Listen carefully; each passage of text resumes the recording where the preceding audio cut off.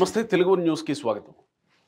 మాజీ మంత్రి అవంతి శ్రీనివాస్ ఎట్టకేలకి వైసీపీకి రాజీనామా చేశారు. ఎట్టకేలకు అనే మాట ఎందుకు వాడానంటే ఆయన గురించి ఏదో కొన్నాళ్ళుగా చర్చ జరిగి హడావుడి అయిపోయి బర్నింగ్ టాపిక్ అయ్యి ఏమీ కాకపోతే సడన్గానే చేశాడు. కానీ ఎట్టకేలకు అని ఎందుకు అన్నానంటే రాజీనామాలు చేసే దిశగానే అందరూ చాలామంది వెళుతున్నట్టు కనబడుతూ ఉంది. ప్రస్తుతానికైతే మేము రాజకీయాల నుంచి దూరంగా ఉంటున్నాం అని ధర్మాన ప్రసాదరావు లాంటి వ్యక్తుల దగ్గర నుంచి అవంతి శ్రీనివాస్ లాంటి వ్యక్తుల దగ్గర వరకు చాలామంది ఇదే మాట చెప్పి తప్పుకుంటున్న పరిస్థితులు మనం చూస్తూ ఉన్నాం. కాబట్టి ఎట్టకేలకు ఆ లిస్టులో అవంతి శ్రీనివాస్ కూడా చేరిపోయారు. మనతో పాటు ప్రముఖ రాజకీయ సామాజిక విశ్లేషకులు అంకమరావు గారు ఉన్నారు. ఒకసారి ఆహ్వానిద్దాం. నమస్కారం. నమస్తే అంకమరావు గారు. అవంతి శ్రీనివాస్ రాజీనామా చేశాడు, రాజకీయాల నుంచి ప్రస్తుతానికి దూరంగా ఉంటున్నా అని చెప్పాడు. తర్వాత ఏంటి అనేది తెలియజేస్తా అన్నాడు. ప్రతి రాజకీయ నాయకుడు చెప్పేదే, అందులో ప్రత్యేకత ఏమీ లేదు.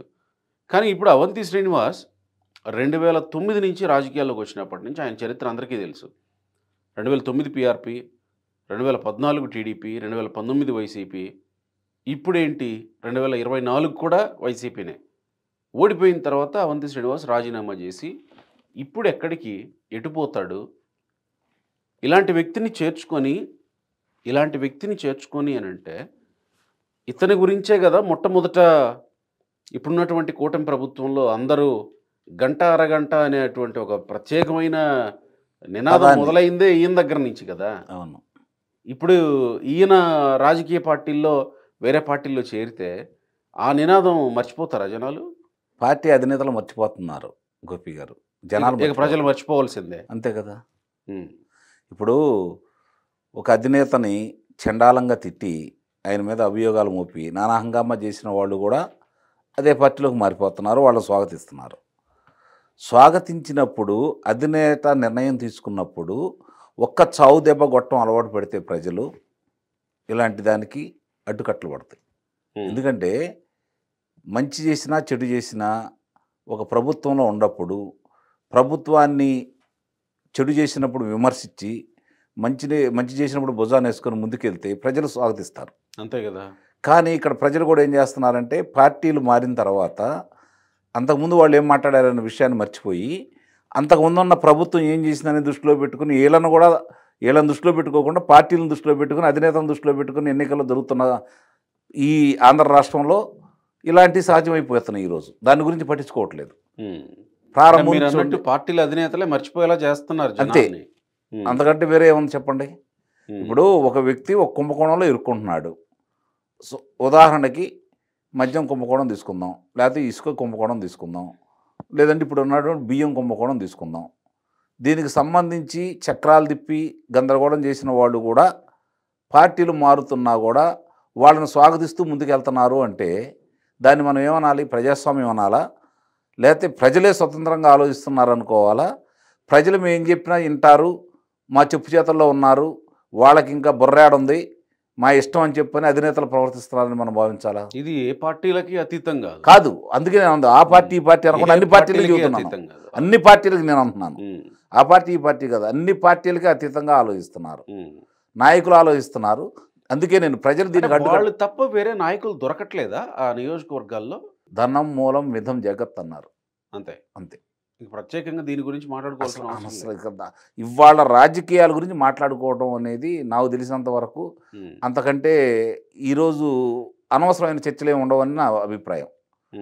ఎందుకంటే ఈరోజు వచ్చిన ప్రభుత్వాలు ఏమి చేసినాయి, ఏం చేస్తున్నాయి అనే దాని మీద దృష్టి పెడితే మంచిదే తప్ప ఆ ప్రభుత్వాలు అది చేసినని గతంలో వాళ్ళు కుంభకోణాలు చేశారు అంటే ఆ కుంభకోణాలు చేసినటువంటి వ్యక్తులు, వాళ్ళకు సహకరించినటువంటి అధికారులు, వాళ్ళు శాసనసభ్యులు కావచ్చు, లేకపోతే మాజీ మంత్రులు కావచ్చు, వాళ్ళు అధికార మార్పిడి రంగంలోనే వచ్చేసి ఏ ఉద్దేశంతో వస్తున్నారు? ఎందుకు వాళ్ళని చేర్చుకుంటున్నారు? ఆల్రెడీ ఓడిపోయారు వాళ్ళు. నేను చెప్పేది ఏంటంటే ఓడిపోయారు. నిజంగా వాళ్ళంతా శక్తిమంతులు, వాళ్ళంతా నీతిమంతులు అయితే ప్రజలు వాళ్ళు ఓడించకూడదు కదా. ఓడించిన తర్వాత వాళ్ళని తీసుకుంటే గెలిచిన వ్యక్తికి ఏం సందేశం ఇస్తున్నారు మీరు? ప్రజలకు ఏం సందేశం ఇస్తున్నారు? అతను పనికి మాలినాడేనే కదా ఓడగొట్టింది. కరెక్ట్. అతను పనికి మాలినాడా, అతను పార్టీ పనికి మాలదో ఏదో ఒకటి అయ్యి ఉండాలి కదా. మరి వాళ్ళని ఓడించిన ప్రజలకు మీరేం సందేశం ఇస్తున్నారు? ప్రజలను అవమానించినట్టు కాదా ఇది? ప్రజలను అవమానించినట్టు కాదా?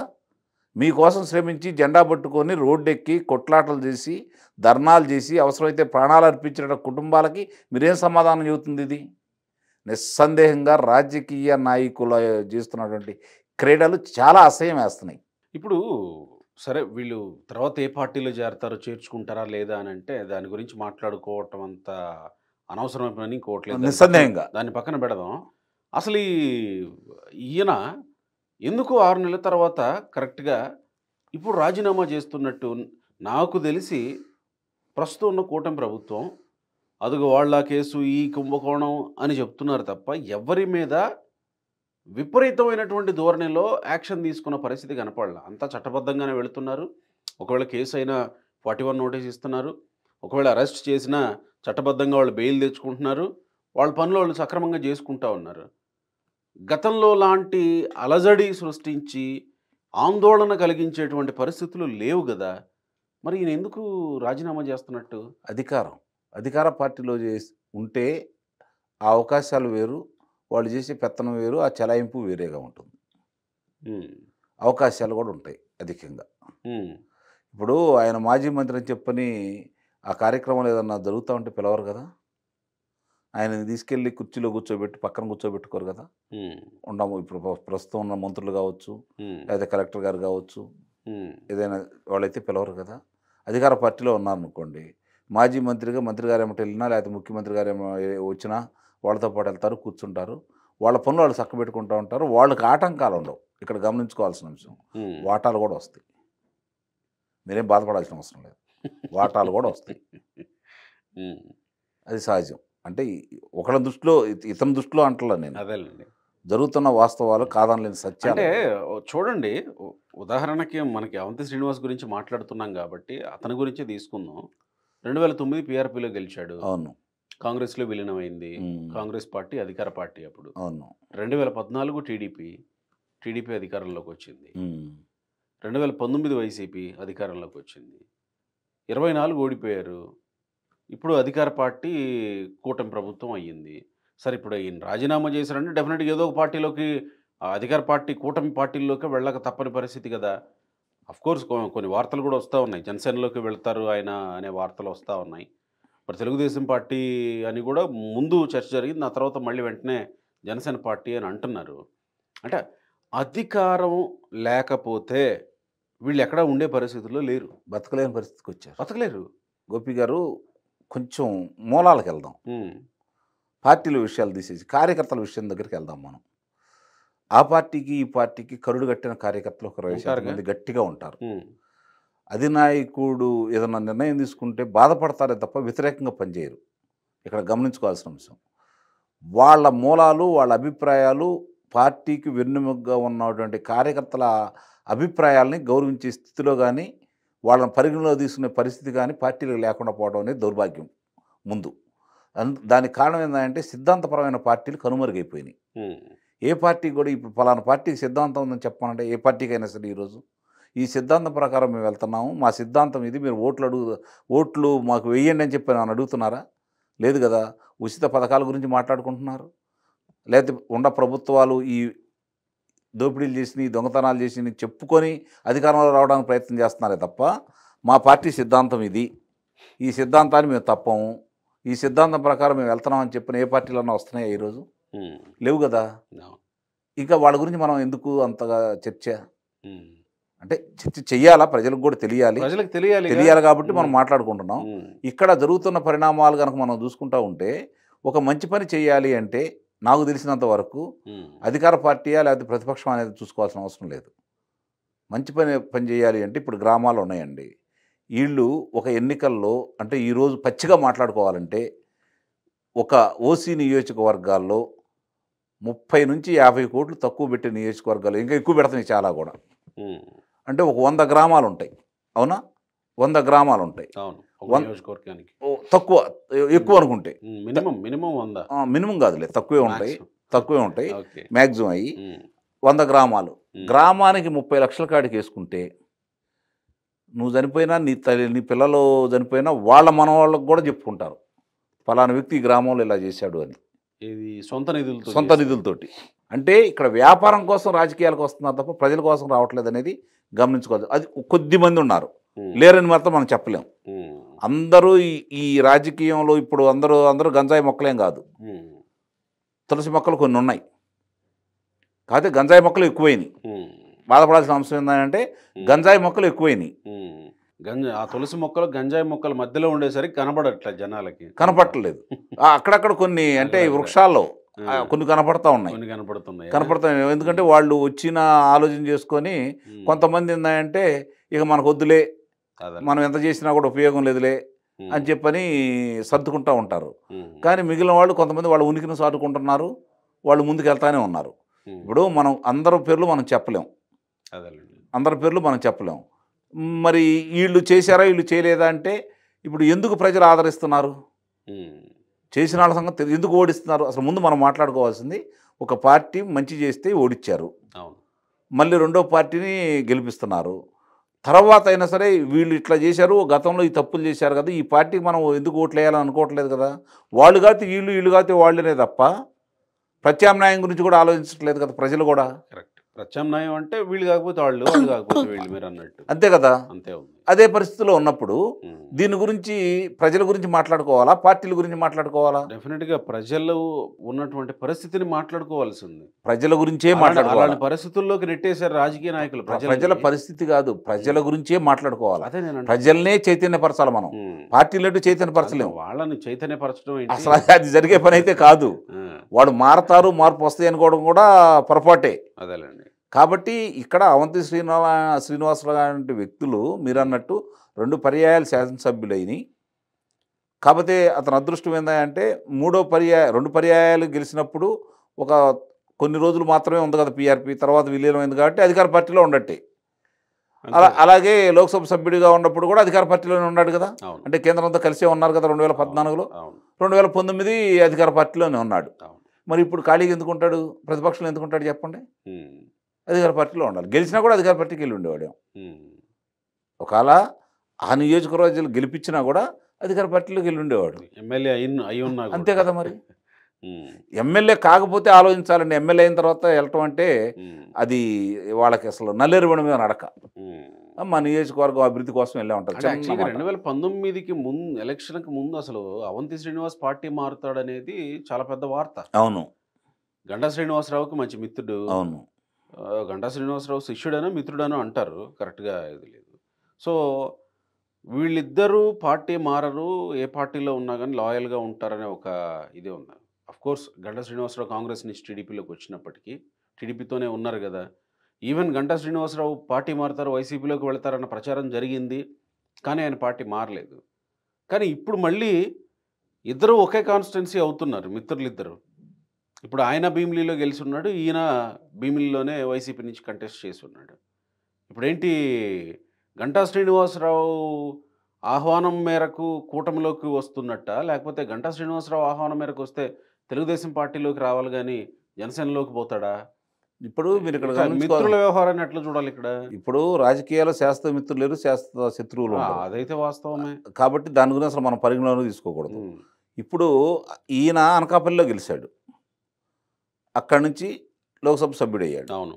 అక్కడి నుంచి భీమిలి వెళ్ళాడు. అవును. గంటా శ్రీనివాసరావు ఇప్పుడు 4 సార్లు మారాడు కదా నియోజకవర్గాలు.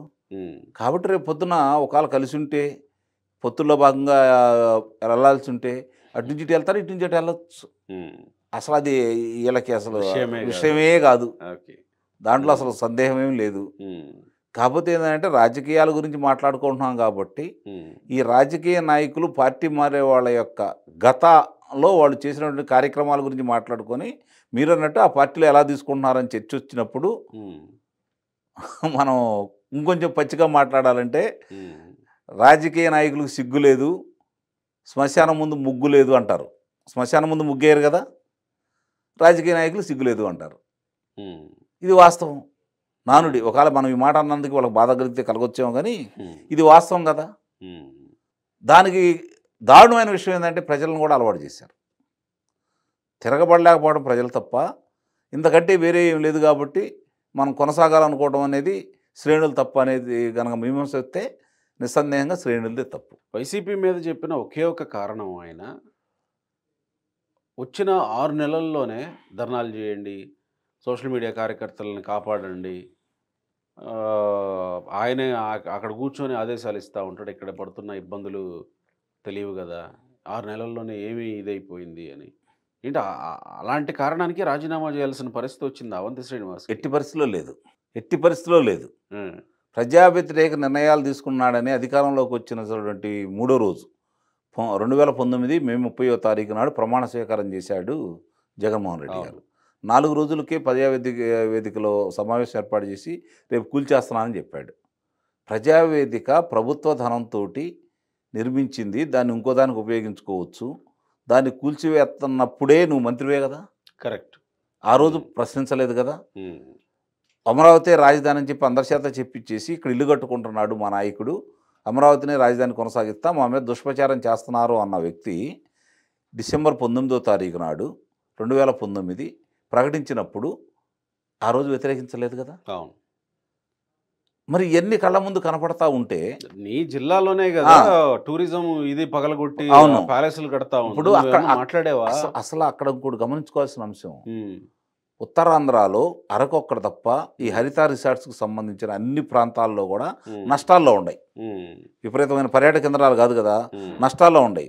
వాటన్నిటిని పూడ్చి లాభాల్లో తీసుకొచ్చింది వీళ్ళు ఏదైతే ఇప్పుడు ప్యాలెస్ కట్టారో ఋషికొండ హరిత రిసార్ట్స్. మరి అలాంటి దాన్ని కూల్చేసేటప్పుడు మామూలుగా శిథిలమైనప్పుడు మళ్ళీ పునర్నిర్మాణం చేసుకోవడం అనేది సర్వసాధారణం. అవును కదా. అవేమీ లేకుండా లాభాల్లో ఉండి ముందుకు నడిచే దాన్ని కూల్చేటప్పుడు నా ప్రాంతం, నా ఏరియా, ఇక్కడ ఈ పని చేయటం ఏంటని చెప్పి ప్రశ్నించలేదు కదా ఈయన. మరి ప్రజల కోసం ఏం చేస్తున్నారు? టూరిజం మంత్రి కూడా ఈయన ఏం చేస్తున్నట్టు అంటే ఇప్పుడు నాకు అనిపిస్తుంది ఏంటంటే ఈ ఋషికొండకు సంబంధించి కొంచెం తీవ్రంగా చర్చలు జరుగుతూనే ఉన్నాయి కదా.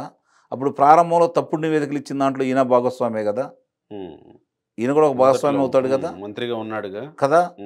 కాబట్టి ఇంకా కొన్ని సంబంధించినవన్నీ అవి కూడా బయటకు వస్తాయేమో అన్న ఉద్దేశంతో సహజంగానే అభియోగాలు ఉండే వాళ్ళందరూ అధికార పార్టీలో జరిగితే చట్టం తన పని దాన్ని తీసుకుపోయినా కూడా చిన్న చిన్న వెలుసుబాట్లు ముందుగానే వాళ్ళే అందజేస్తారు. కాబట్టి ఆ విధమైన ధోరణిలో వీళ్ళందరూ పార్టీ మారుతున్నారని అయితే నేను భావిస్తున్నాను. మరి ఇప్పుడు కూటమి ప్రభుత్వంలో ఉన్న జనసేన అయినా, తెలుగుదేశం పార్టీ అయినా, ఈవెన్ బీజేపీ కూడా గంట అరగంట అనే దాన్ని ఎంతలా ఫోకస్ చేశారు, అది ఎంతలా ప్రజల్లోకి వెళ్ళింది, ప్రజలు ఎంతలా అసహ్యించుకున్నారో మీకు నాకు ప్రజలందరికీ తెలుసు, ప్రజలకి తెలియంది కాదు. మరి ఇప్పుడు ఆ మరకలన్నీ కేసీఆర్ అన్నట్టు వాషింగ్ పౌడర్ నిర్మాణ, లేకపోతే అసలు అలాంటి విషయాలు రాజకీయాల్లో అసలు పట్టించుకోరులే అనే చర్చ కూడా ఒకటి ఉంది, అది అలా అయిపోతుందా? పట్టించుకోరు, మేము చెప్పింది వింటారు, వీళ్ళు ఏం చేస్తారు? ప్రజలు అహంకారంతో పోయినప్పుడే కదా ప్రజలు బుద్ధి చెబుతుంది. అదే నేను అంటున్నా, ఇప్పుడు ఈయన వేరే పార్టీల్లో చేరాలంటే మరి ఆ పార్టీకి బ్యాడ్ నేమ్ అవ్వదా? అసలు పార్టీలకి మంచి చెడు గురించి ఆలోచించుకునే పరిస్థితుల్లో పార్టీలు ఉన్నాయా? అందుకే నేను చెప్పాను కదా సిద్ధాంతాలు లేవని. Thank you sir.